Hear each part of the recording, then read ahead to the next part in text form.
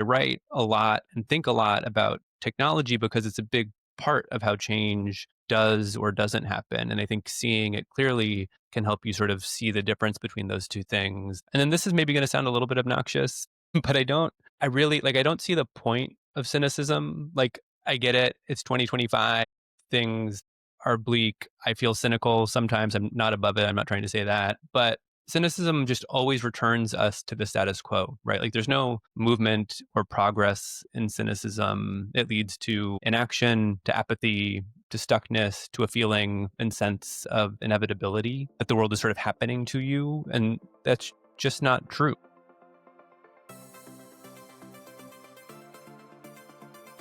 Welcome to Anchor Change, where we help you panic responsibly in a chaotic world. I'm Katie Harbath.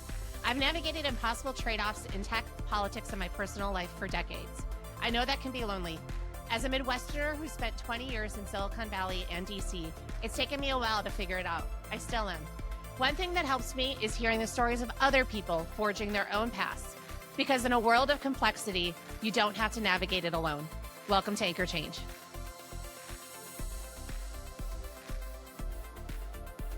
Hey, welcome to another episode of Anchor Change. I'm Katie Harbath. Today we have Charley Johnson. Charley is recently gone independent. He writes this fantastic newsletter called Untangled. He has a new course around systems change, which is why I wanted to have him on to talk about this course that he's doing, how he's trying to approach system change during this chaotic time, but also how he's trying to build his own business and navigate his way while so many of us are trying to build this multi-hyphenate life. And so I hope you enjoy. Charley, welcome to Anchor Change. So you've just taken the leap into full-time independent work, which congratulations. That is a huge Thank leap and you. a very scary leap. But Sure I think is. you'll come to find it has a lot of joys to it as well around it. But what pushed you to make that jump and how are you navigating this new chapter? Yeah. So the decision to jump has an arc and a history to it. I was at USAID from 2011 to 2018. I really believed in the mission and work despite all of its flaws and shortcomings, so much so that I often sacrificed myself away, um, or sacrificed myself along the way. And I think in sacrificing myself, I lost a bit of myself, and I started sort of questioning whether I needed to so neatly tie my purpose to my work. And so I left USAID for Data and Society Research Institute and moved from DC to New York, all of which felt like a small step in the direction of prioritizing my needs and interests, but I still couldn't quite kick the overworking self sacrifice habit. And I wasn't especially happy. And then in sort of towards the end of 2019, my mom passed away unexpectedly, and COVID hit a few months later.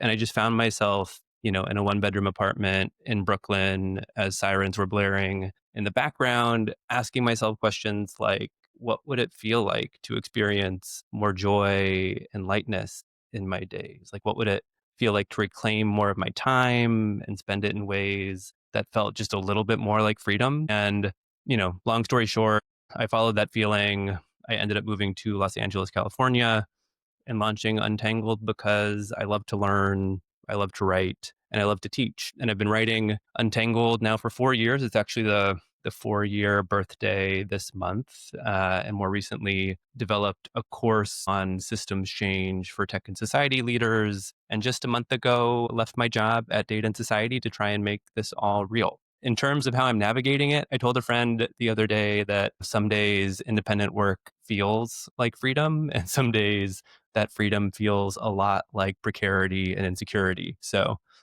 depends on the day that you find me, I suppose. Yeah, for me, it depends on the hour, in all honesty. Like one Yeah. hour, I can be like, I'm so excited about the future. There's all these ideas. And then the next hour, I'm like, oh my God, it's all going to be different. What if I don't have a job? Like, what if nobody wants to talk to me? What if nobody wants to consult with me? So unfortunately, the roller coaster continues. Cool. I'm glad I have that in my future to look forward to. Just know that you have people to ride the roller coaster with. So, and I try to remember that like not everything is permanent. Like it's, you can see their cycles. It's a real, it has been a real challenge for me, but a good one of rethinking my relationship with money and what it looks like Mm. when it comes in a more cyclical way versus a steady paycheck way. And particularly when I've been doing more research into people working in the creative world, which I would put you and I in our own unique ways, where you have to put a lot of time and money up front to invest in creating the creative thing. And then the money comes later when people are actually consuming it. And that's just a different way to think about making a living than getting a paycheck every 2 weeks. Yeah, that resonates as someone who just before this was checking my Stripe account to see if anything changed within the last 2 hours, and it turns out that it has not. So that very much resonates, and I look forward to developing a new relationship with money. So your course, you mentioned systems change for tech and society leaders, has become a standout course for people trying to make sense of complexity. What was the spark in wanting to create it? I mean, the spark came from trying to do the work of systems change. So trying to mobilize collective sense making and action across difference. So across different cultures, values, frames of meaning, ways of seeing, all in uncertain tech mediated environments and screwing up, right? A lot. The spark came from learning the hard way. So, as a bit of background, I led digital transformation at USAID. So, I was developing cross sector programs, building multi sector alliances meant to advance a responsible and equitable digital economy. And then at Data and Society, I stewarded a coalition against mis and disinformation that involved civil rights groups, tech companies, government stakeholders, and then later ran a 500-person peer learning network of government leaders, practitioners, academics. I continually just find myself in the middle of complex systems that center technology with different stakeholders that have different cultures, interests, and incentives. And through trial and error, I learned sort of how to help facilitate sense making across difference, right? I learned to help folks see the relationships and power dynamics sort of structuring their system, structuring their context. I learned how to help reframe problems to sort of see data and tech clearly and align it to their vision of the future, and to really help groups translate across difference, monitor for momentum, and adapt along the way while being sort of attuned to the interactions of others. And the trial and error was real, right? In part because the frameworks I had at my own disposal didn't fit the realities that I was facing. They sort of assumed that the world was predictable and followed neat assumptions of cause and effect, when in fact, like, my systems were more uncertain and more adaptive. I would intervene and then it would like respond in a way that was surprising, or the frameworks that I had at my disposal treated technology as a solution or as a driver of social change, when I kept seeing all the weird ways in which technology was entangled in people and power and social systems. They reduced like trust and relationships and power to abstractions, when it just felt like those were the things that really mattered. Like those were the sort of like levers of actual change. And so that's why I built the course. I built it to give leaders the tools that I wish that I had, right? When I was sort of trying to practice this work at USAID and at Data and Society, to sort of cut through the hype, to sort of help folks see their systems clearly, to align technology to their vision of the future, and to intervene like amidst uncertainty across difference to affect meaningful change. And you talked about there, use words like cutting through the hype and seeing your system clearly. What are some common blind spots that you see in how leaders understand their systems? So there are three that I want to talk about. One is the neutrality mindset. So this is the one that treats technologies and data as objective tools, right? As neutral carriers of facts that just mirror reality. So you hear this all the time in like the numbers speak for themselves, or this idea of like raw data. But data never simply speak for themselves. They're not raw. Like as scholar Dana Boyd points out, and others have argued, data are made, not found. They're shaped by people, institutions, and the systems that produce them. So that's one, that data are neutral, that technology is neutral. The second is this sort of like tech first mindset, which I think treats technology as either the driver of social change or as a solution in and of itself to complex social problems. So this This first one is tech determinism, right? The assumption that technology drives social change. We hear this in AI will displace jobs. We hear this in social media, polarizes society. It makes technology the main actor and the people, the audience, suggesting that sort of knowing the tools, features lets us predict its effects. But this obviously flattens a really complex relational process into a really simple story and often grants agency to companies, to technologies, and yet strips it away from people. And in reality, technology doesn't happen to us, right? We build it, we shape it, we interpret it, we use it in different ways. It affects in society emerge through this interplay of human intentions, interpretations, institutional incentives, all of this stuff. And then the third, the second piece of the tech first mindset is techno solutionism. So this is the belief that complex social problems can be solved through tech fixes. This is the kind of engineering logic behind much of the tech for good world. It feels empowering. We want it to be true that with enough innovation, we can engineer our way out of anything. But the point that I make in the course and what feels true is that technology is never separate from the systems it's trying to fix, right? It's entangled in the same histories, the same power dynamics, the same context, the same inequities that created the problems in the first place.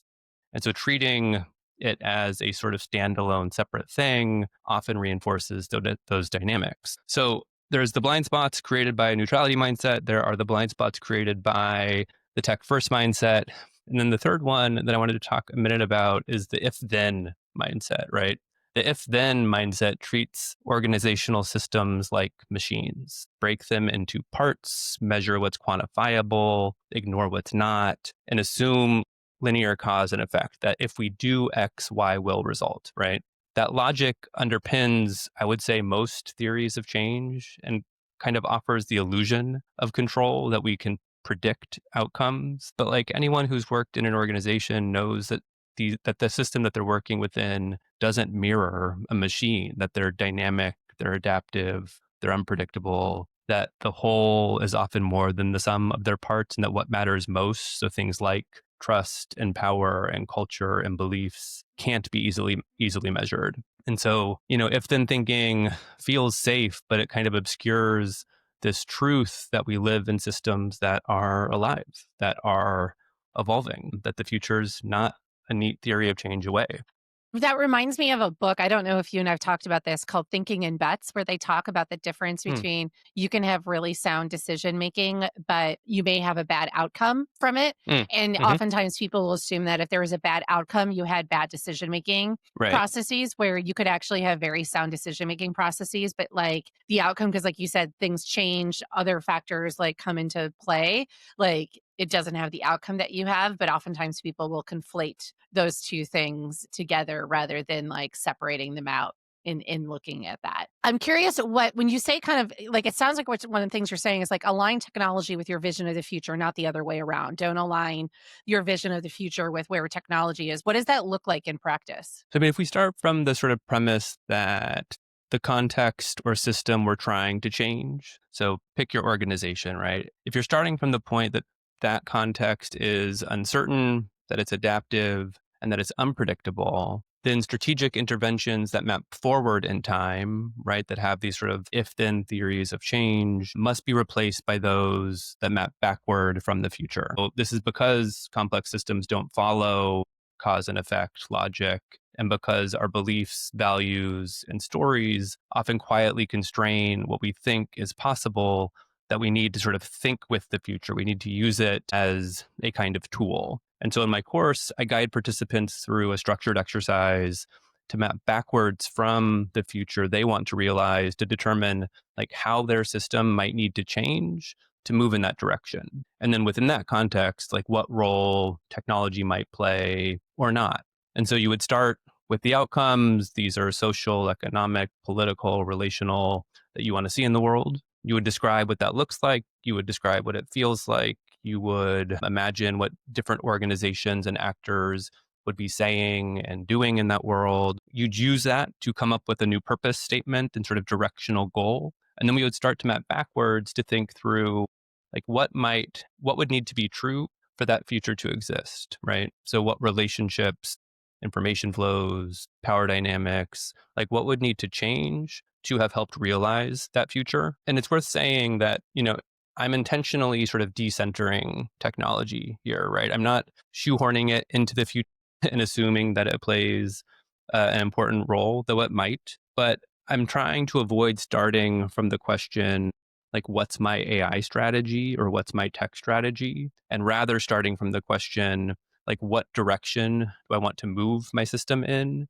And how might AI, for example, help or hinder that? It's when I think we sort of shoehorn technology into the picture or treat it as a goal in and of itself that we get into trouble. And this, I think, can be especially problematic when it comes to generative and predictive AI because it's trained on historical data, right? Any future that includes AI is by default sort of tethered to the past in a way. Like you think that you're looking forward, but the model is actually pointing backward, right? It's just remixing and reweighting what has already been. And I guess I'll make one more point on this, which is that like on the importance of imagination and future thinking at this moment and why I bring it into my course is that, in the summer of 1956, 47 pioneers gathered at Dartmouth College for what became known as the Founding Conference on Artificial Intelligence. They didn't call it that at the time, but that's what they were meeting to discuss. Every one of them was male, every one of them was white, and nearly all were trained in mathematics or computer science, not in the social systems their technologies would soon reshape. And now the world we inhabit today, so one that is obsessed with sort of predicting the future, one that's trying really hard to optimize everything in the present, one that's obsessed with whether machines think or reason. It's in many ways the world they imagined. And that's a problem because like their assumptions still underwrite our reality, the conversations that we're still assuming that humans can be modeled like computers, that we're rational economic actors, that outcomes can be predicted and controlled. What they didn't what they didn't account for was context, right? They didn't account for how technology would interact with people and power and culture. They began with the technology and asked what the world might look like with it in it. And so I believe that, if we want a different future, we have to invert that logic. We have to start by envisioning the world we want, a world grounded in values like justice, equity, human flourishing, and then map backwards to decide whether and how to include AI at all. And that's, I think, how we start to reclaim our agency and start to shift the systems that we're in. So, Charlie, how do you help people anticipate how tech and power reshape systems in this time of uncertainty? So you begin to anticipate how technology and power might reshape your system by mapping them, right? Now, power is hard to map because it's hard to see. It's abstract, it's relational, it's often invisible. So in the course, I help participants make power visible by mapping where and how it shows up in frames, for example. So the metaphors and narratives we use to describe technology and how they shape power. So one example there is, we talk about AI hallucinations, but a hallucination implies the system malfunctioned, that the output is a bug, not a feature. And if we instead understand the outputs as probabilistic guesses, our understanding of accountability shifts and power shifts. We're less inclined to think the technology will one day become perfected and instead center the harms produced when it's working as intended. We also look at how power is alive in the relationships in the system we're mapping. We also look at how power is alive in the relationships in the system by mapping who benefits from the current system, who wants it to change, who's defending the status quo consciously or not, what alliances, dependencies, or incentives tie these actors together, and where might we begin to shift them. We look at feedback loops and information flows. So who gets what information, who doesn't? Are the flows hierarchical, right? Or are they networked? Are they many to many? Where are they bottlenecked, amplified, suppressed? What types of information are valued even? So quantitative metrics, first lived experiences, expert reports versus community narratives. All of these questions sort of speak to and connect to power. And so mapping these sort of often invisible forces, frames, relationships, information flows, helps participants see how power is sort of moving within their system. And then you also asked about technology. So to understand how a new technology might reshape one system, we have to see it not as like a technological object, but itself as a system, right? Meaning we have to adopt a kind of mindset that assumes technology and power co create one another. So we have to think about the interactions and transactions that create the data that then are ultimately training the algorithmic systems. We have to map the affordances of the technology and how they're mediating one system. So, what action does the technology enable or constrain? So, a chair affords sitting, right? A staircase affords climbing. ChatGPT affords immediate answers, but perhaps at the cost of exploration and reflection. And understanding affordances help us see what decisions and pathways the tool might open or foreclose. And then we map how actors in the system make meaning out of technology through their own beliefs, interpretations, and uses. The same tool can carry radically different meanings. Sorry, the same tool can carry radically different, speak to radically different futures depending on who's engaging with it, their beliefs, their interpretations, their context. Crypto communities see blockchain as a tool for democratic governance and shared power. Others see it as a libertarian shield against state oversight. And then there's other folks who see it as financialization in its sort of purest financialization of everything, sort of capitalism in its purest form. So that's same tool, different sort of cultural logics. And as a result, very different systems emerge from them. And then I guess the other point to make within this is that there are different interpretations of what a technology is, right? So right now, when it comes to AI, we're all using the same words, but talking past one another, I think. Like for some, AI is a probabilistic text generator, right? Nothing more. But for others, it's a machine that reasons like a human. And so some see it as a mechanism that encodes past inequities, trained on biased data that reflects those inequities, and others see it as a real driver of productivity and progress. And in the course, like the point isn't to force agreement on what AI is, but to be able to cultivate sort of translation across difference, to surface divergent assumptions, prevent people from talking past one another, and sort of build enough shared sense making so that you can act together. And so as we do this work, we map the system that sort of shapes technology and the system that the technology in turn reshapes. We begin to see like how one system is changing and sort of where it's stuck. And that's where opportunities for intervention really live. So let's shift a little bit. I always love digging in these podcasts with people who have gone out on their own. What has surprised you the most in becoming independent, whether it's the business side, the creative side, or the community side? Great question. I mean, I was scared it would feel lonely and solitary. And there's some of that for sure. But I feel like I'm starting to build community with other writers on Substack, getting the chance to learn from and with folks that I really respect.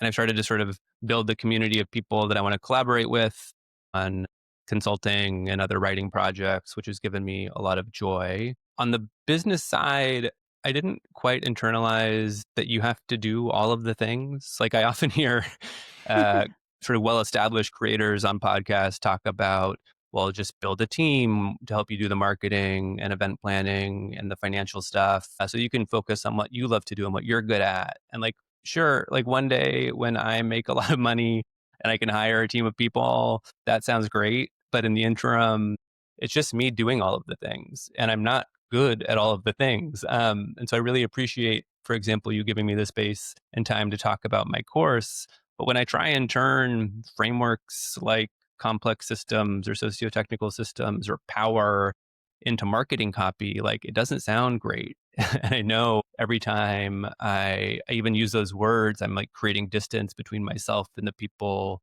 who I really want to sort of, you know, internalize them and be able to put those ideas into practice in their working worlds. And so, I'm still working out in real time through trial and error how best to communicate the value of my course, in part because like I'm not a marketer and I didn't know that I was going to have to be one. And then on the creative front, I thought wrongly that I might be working less, that with fewer right, yeah, with fewer meetings and such, that I'd have more time. And I think the larger truth is that for me, the meaning of work changed, that what I do doesn't feel so much like work in the same way that it once did. Like I get to wake up each morning and do something I really genuinely love doing, but I'm still definitely behind a computer for like most of the day. Yeah, but you also have the choice. I find at least there's a lot of flexibility of when you are in front of that computer, when you're not. Like,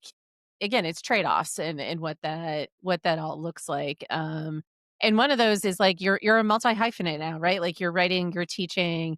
How are you balancing I'm curious for myself too, like free content versus the paid courses, the newsletter. I'm sure it's all very experimental, but like walk us through that a little bit because there's so many people trying to figure out that balance. I definitely haven't figured it out. So I would treat most of what I'm about to say as like lessons learned the hard way that you should probably mostly avoid. But so I started trying to build a newsletter only business and I had some small successes. Like I feel incredibly grateful to the 10,000 people who subscribe to Untangled and the 18,000 or so people who follow along. But I've also realized over the last 4 years of doing this just how hard it is to make money from a newsletter alone. Like to anyone who can do it, I mean, it's incredible, and you get to have the dream of writing for a living, or at least for me, that would be something of a dream.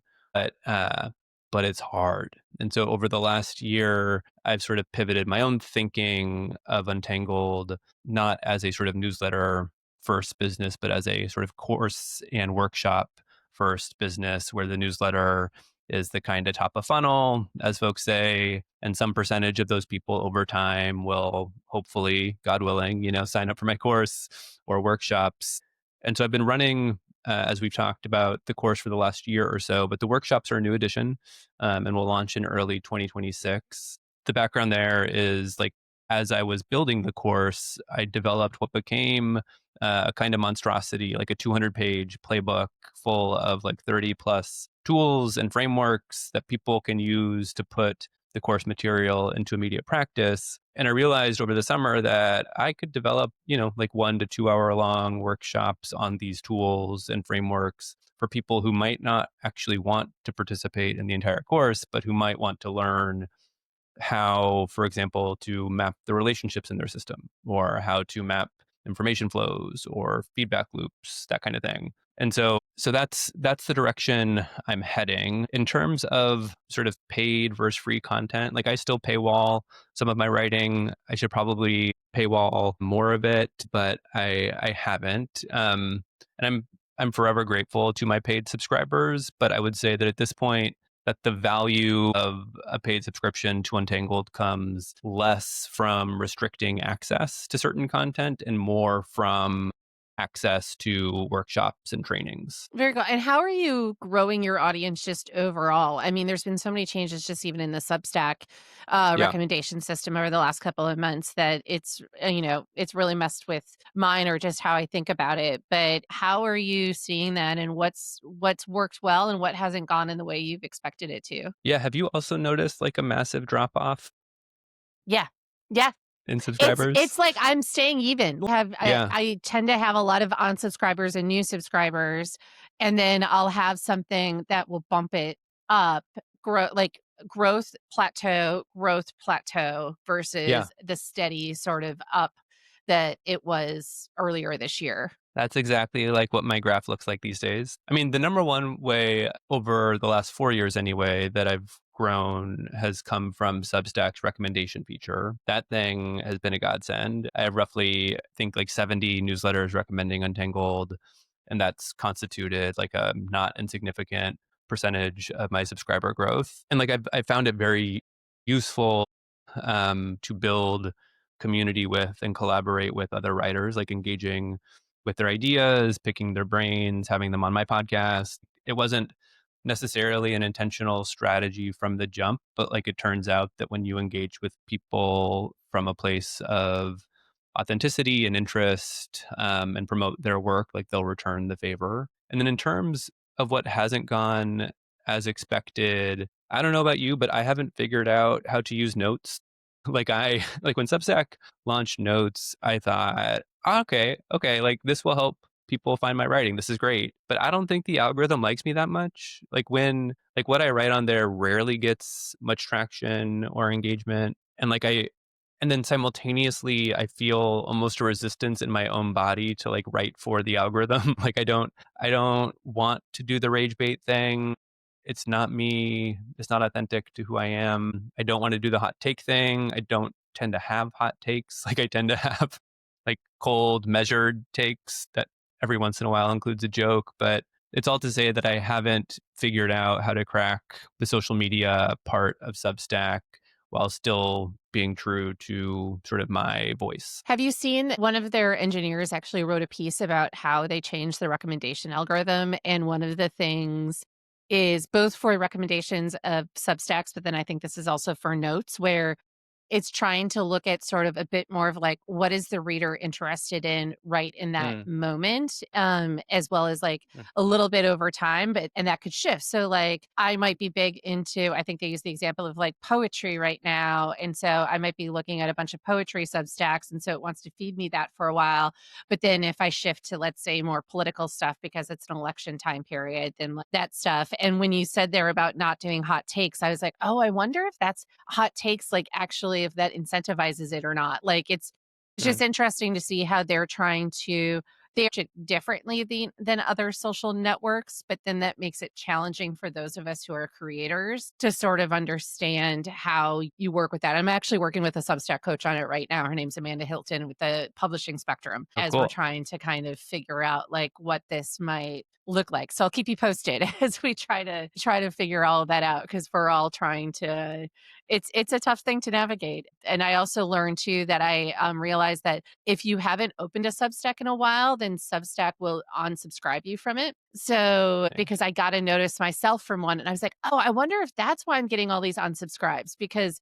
I'm like, people are kind of Mm, lazy. They don't usually like it takes a okay. lot for them to hit unsubscribe. And I'm like, I bet Substacks actually, and that's fine. Like it's list it's cleaning up the list of people who are actually opening your stuff. I just wish I had known that they were doing that or had a little bit more insight because it changes a little bit in terms of like from a mental standpoint of like, hey, this For person sure. saw my headline and actively unsubscribed versus like they're overwhelmed with the number of newsletters that day, and just haven't had time to read it or it's just not of interest to them anymore. It's true. I mean, it feels very weird and uncomfortable to be so dependent on a platform, right? That uh, can and will make changes um, to sort of to its algorithm in ways that will be opaque to us, and that we'll sort of have to like navigate and figure out together. Yeah, the nice maybe not nice thing, but I find it interesting being on this side of the equation. When my 10 years at Facebook, I was on I the was other wondering, side yeah,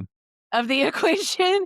So there's sometimes some of this I'm seeing very much we're now rabbit holing into a Substack conversation, which is totally fine, but where this comes with growth. Like as mm, Substack got bigger, as there were more writers, as there's more readers, as there's just more users overall, you have to institute some sort of algorithm because people just simply cannot sift through all of that information.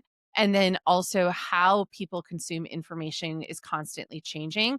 And so these platforms have to change and adapt to that. And I think but that's one of the things we've not done a good job of is helping to bring creators along for that journey of understanding what it means, like when you're choosing different platforms, what the trade offs are when you're going to them, what that means to your point of like, you're always going to be performing for an algorithm and you're basically performing for people's attention and what that looks like and sort of that discoverability around all of it. And that's just something that I think that we haven't done a great job. I say we as like the whole of tech, and sort of the internet community of bringing creators along of sort of like how do they continue to adapt and pivot in a way that is maybe co-creating that right. versus the creators being reactive to I it. think that's spot on. Yeah. To that end, though, how do you define success for yourself right now? I feel like I'm asking a very philosophical and probably hard question if it were to be in reverse asking me, but I'm curious for yourself. That can be a hard thing to think about when you've gone independent. I mean, if you asked me this 2 years ago, I would have rattled off a bunch of stats and numbers about subscriber growth and open rates and paid conversion percentages and all of that. I tracked those numbers like a hawk, but I realized that focusing on those numbers just really weren't serving me or my writing, and paying a lot of attention to it, frankly, was no fun. And so I'm not saying that I don't still track those numbers every so often, but it's become less of a like reactive behavior, I guess, on my part. So for me right now, success is, am I putting out work that I'm proud of? Am I building relationships with people that I want to learn from and with? Am I staying curious and open to change and to sort of like learning, growing, piloting new things? Those are the kinds of questions that I'm asking to sort of figure out, like, am I headed in the right direction? And frankly, like, will I like the person that I've become when I get there? I want to ask too about AI because every week seems to bring a new hype around AI. You write about that a lot. How are you approaching it both personally and your teaching without, following sort of my mantra of panicking responsibly, which is sort of understanding the downsides of it, but not necessarily being paralyzed by those? That's a great mantra. So this might sound like an odd answer for someone who writes a lot about AI and technology more broadly, but like I've never really cared about technology. Like a lot of people in this space have an origin story that starts with falling in love with the technology or with the sci-fi book, and there's nothing wrong with that. I just never did. And I think that protects me a little bit from the blind optimism side of things. Like I studied human rights and international affairs and economics, and I worked in international development and in government. And I was always fascinated by inequality and by poverty and by power and by like how change happens. And so I write a lot and think a lot about technology because it's a big part of how change does or doesn't happen. And I think seeing it clearly can help you sort of see the difference between those two things. And then this is maybe going to sound a little bit obnoxious, but I really like, I don't see the point of cynicism. Like, I get it. It's 2025. Things are bleak. I feel cynical. Sometimes I'm not above it. I'm not trying to say that. But cynicism just always returns us to the status quo, right? Like there's no movement or progress in cynicism. It leads to inaction, to apathy, to stuckness, to a feeling and sense of inevitability that the world is sort of happening to you. And that's just not true. Like you can still make small changes in your context that ladder up to there is something I'm always trying to be attentive to. I think it also helps. I'm just a really curious person. Like, and I think it's hard to be cynical when you're constantly trying to figure out like why someone is saying the thing that they're saying or why something is the way that it is. Like you can always find an opening or a new opportunity through curiosity and sort of asking open-ended questions. And I think my course reflects this orientation. Like it's not caught up in the hype. It's not pessimistic. It's trying to help people cut through the hype, see technology clearly, and the system that they're trying to change clearly so that they can understand how technology and power might be changing it or keeping it stuck, and so that they can develop more impactful strategies. Well, Charlie, I'm afraid that's all the time we have. How can people find you? What's the best way to find your newsletter, your courses, all that fun stuff? Thank you so much for the offer. You can find me at untangled.substack.com or at Charley with an EY because my mom was quirky, charley-johnson.com. Fantastic. Well, thanks so much for joining us. Thanks for having me. A huge thank you to Charlie for joining us. I think it's really interesting how folks are trying to build their own businesses, how he's trying to think about systems change. I really liked the thought about really thinking about the future that you want and then how does technology fit into it versus so many people right now are like, we need AI without even thinking about how it should or should not fit in with their business. This is our last episode of the season. And so I hope everybody has a really lovely holidays. We will be back in January with a lot more episodes. But until then, you can stay in touch at anchorchange.substack.com.